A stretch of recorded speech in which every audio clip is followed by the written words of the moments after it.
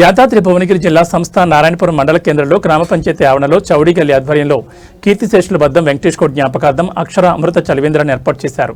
ఈ కార్యక్రమానికి పంచాయతీ కార్యదర్శి నవీన్ విచ్చేసి ప్రారంభించారు.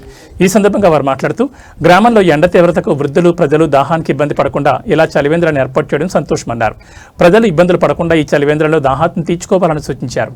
ఈ కార్యక్రమంలో అక్షర అమృత చలివేంద్రం చౌడీగల్లి సభ్యులు గ్రామ ప్రజలు తదితరులు పాల్గొన్నారు.